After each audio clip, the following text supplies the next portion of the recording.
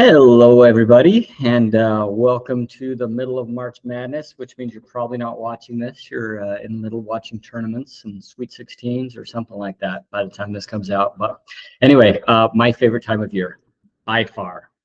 Better than Christmas, better than Easter, better than 4th of July, March Madness. So anyway, yeah, let's dive right in. This is a fun one. So I decided to do one a little bit lighter. So this is the best books for 2024. So as you all know, I love Audible. And so these are some of my top books in specific categories. So we've talked about it a few times, but this is kind of what I view as the life wheel of success. We need balance in our lives. We need to focus in certain areas, but these are kind of the big five that if you get these right or are making progress in these five areas, I feel like your life's going pretty well, doing pretty good. So sections, professional and job, relationships, family, friends, financial, spiritual and contribution, giving back, and physical health. So those are the categories. So I'm going to give you some of my favorite books that I've read in the last little while in each category. So if any of these is an area you want to work on, maybe, or you want to, explore a little bit more, here's some books you may enjoy. So number one, Professional and Job. I could have done 10 more here, but Give and Take by Adam Grant.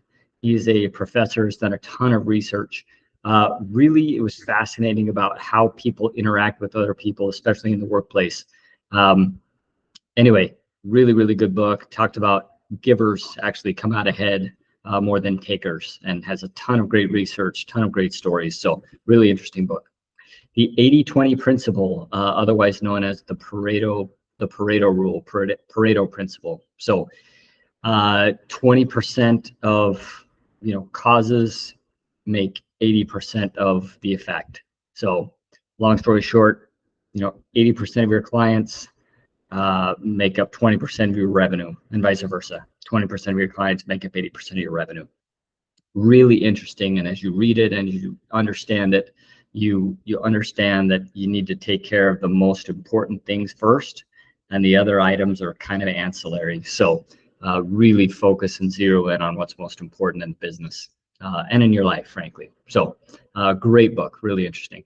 Another one called Atomic Habits. There's a saying that goes something like, show me your habits and I'll show you your future, meaning we all are what we do, and habits control what we do. So anyway, really, really good. Talks about tiny changes. We talk about this in 5S all the time, but this is more geared towards personal development.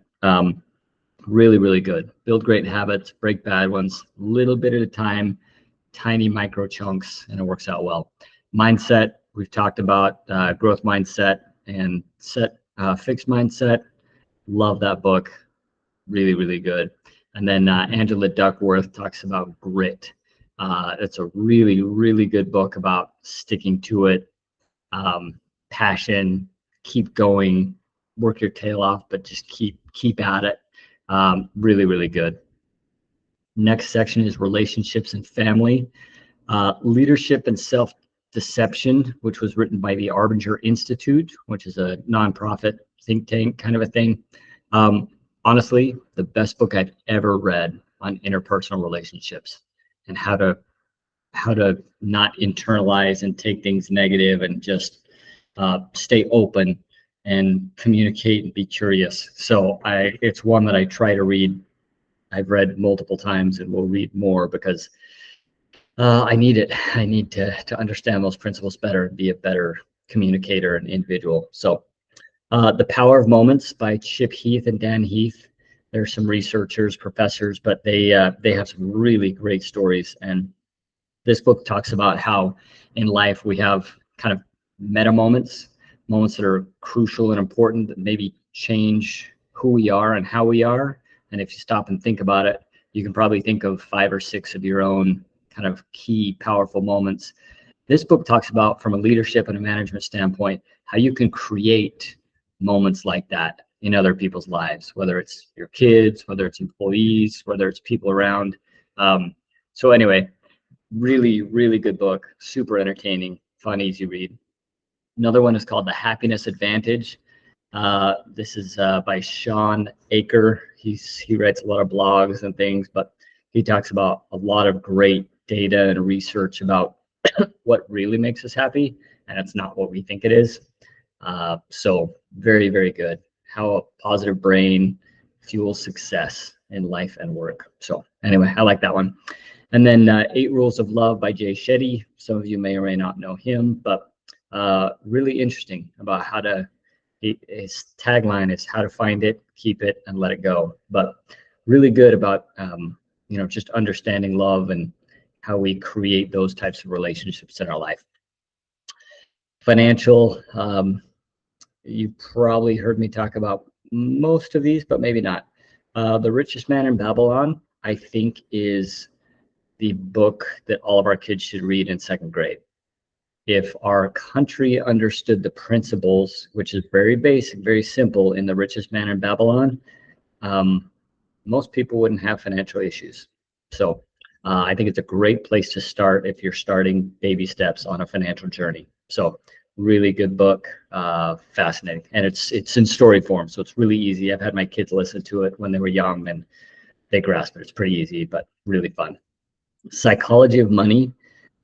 This is really, really interesting about how just basically really good, deep lessons about money, how our brain changes how we think about it, what's important, what's not, what actually makes us happy. So anyway, really good. Life in Air is another one. It's a different way to look at life and money and think about things a little bit differently. So I really, really like that one.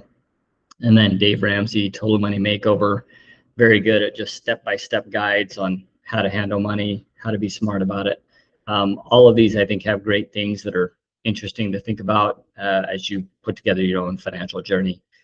Some things I don't agree with the more I've studied and the more I've read, but that's okay. The whole point is to learn and understand what works for you, and all these books are really good in that direction. So next one is Spiritual and Contribution.